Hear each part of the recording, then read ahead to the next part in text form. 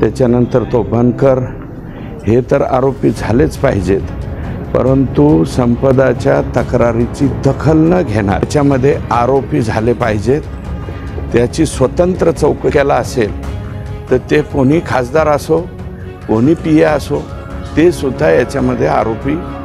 100% झाले पाहिजेत, कारण त्यांचाही तेवढाच रोल, कारण त्या लेकरावरती अत्याचार होत होता आणि अत्याचार होत असताना तिने वारंवार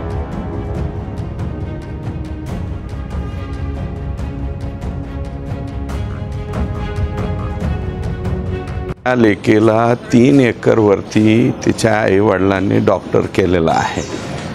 आणि तिच्या नोटमध्ये म्हणजे हातावरती लिहिलेल्या जे कोणी पोलीस उपनिरीक्षक, त्याच्यानंतर तो बनकर, हे तर आरोपी झालेच पाहिजेत, परंतु संपदाच्या तक्रारीची दखल न घेणारे उपजिल्हा रुग्णालयातील जे कोणी अधिकारी जबाबदार असतील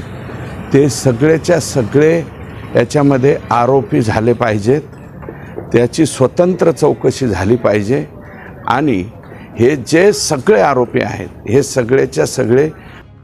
लटकले पाहिजेत असं माझं मत आहे। 100% खरं आहे, त्याच्याबद्दल ज्या पोलिसांनी तक्रार घेतली नाही,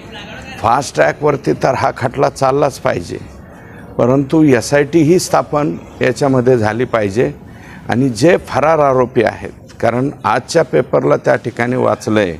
की तो बदने आणि बनकर, तो घरमालकाचा मुलगा, हे दोन्हीही फरार झालेले आहेत। पोटाला चिमटा घेऊन आमचे लोक ऊस तोडून लेकीबाळींना शिकवतात, उच्च शिक्षित करतात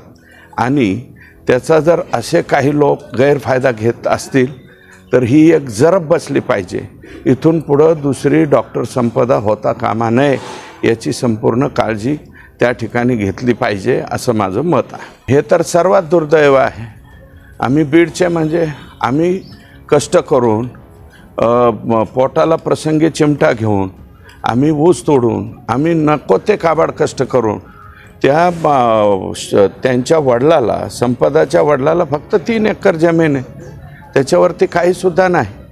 आणि इतक्या वाईट परिस्थितीमध्ये आम्ही मुलं-बाळं शिकवतो आणि शिकवल्याच्या नंतर जर बीडची म्हणून कोणी हिणावत असेल तर ते सगळ्यात मोठं दुर्दैव आहे। आमचे बीडचे लोक बुद्धिमानसुद्धा आहेत आणि सगळ्या क्षेत्रामध्ये पुढं जाणारे लोक, जे कोणी असेल ते, माझं म्हणणं आहे की कोण खासदार असतील, त्यांचे कोण पीए असतील, प्रेशर टाकणारे, दबाव टाकणारे, हे तपासामध्ये आता पुढं येतील आणि जर त्यांनी तसा काही उद्योग केला असेल तर ते कोणी खासदार असो, कोणी पीए असो, ते सुद्धा याच्यामध्ये आरोपी 100% झाले पाहिजेत, कारण त्यांचाही तेवढाच रोल,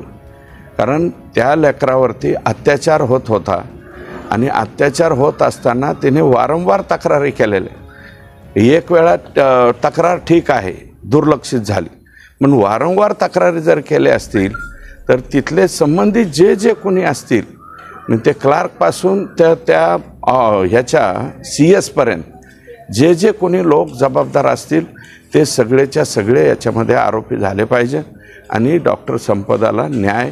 त्या ठिकाणी मिळालाच पाहिजे आणि आम्ही 100% संपदाच्या बाजूने त्या ठिकाणी उभं राहू।